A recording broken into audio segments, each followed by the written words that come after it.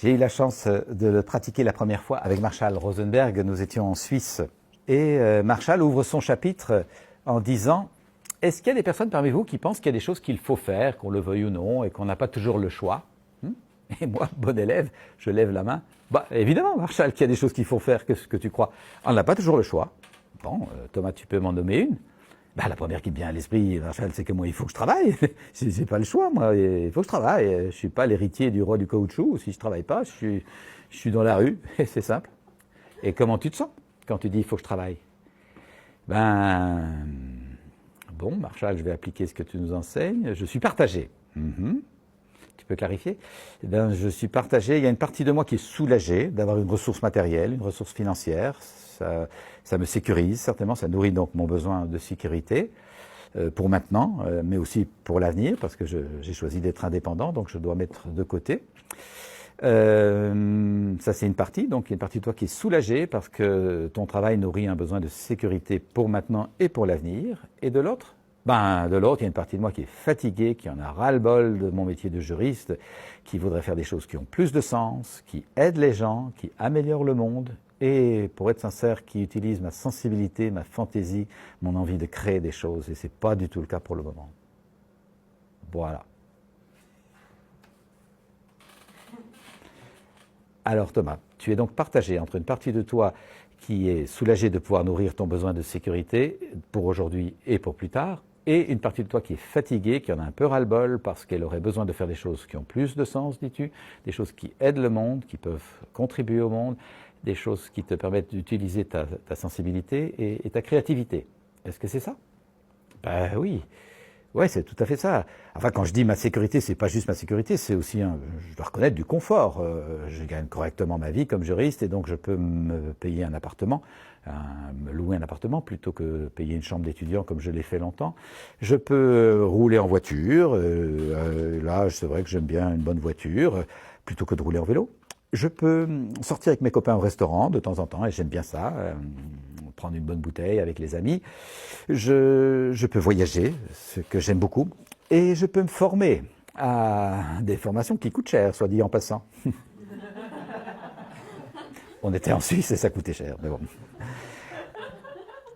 Alors Thomas, comment est-ce que tu te sens quand tu réalises que effectivement tu nourris ton besoin de sécurité, mais un peu plus que ça, ton besoin de confort, ton besoin d'habiter un appartement plutôt qu'une chambre, de rouler en voiture plutôt qu'en vélo, ton besoin de sortir avec tes amis et fêter, si je comprends bien, ton besoin de voyager quand tu as envie, et aussi ton besoin de te former à des choses qui t'intéressent.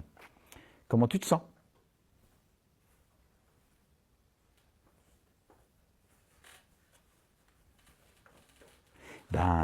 Très surpris, Marshall.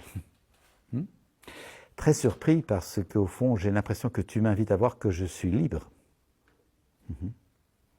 Je suis libre à tout moment de quitter ce métier de juriste qui m'ennuie, de taper mon costard cravate sombre aux orties et de partir à Katmandou fumer des pétards. Oui. Mais je ne le fais pas.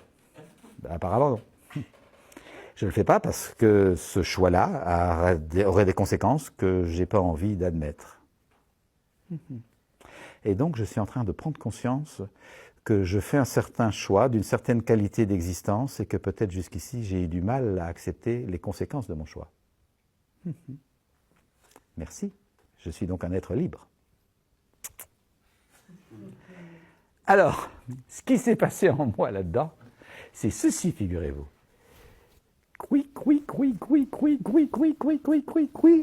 Pop. Processus de girafisation du chacal.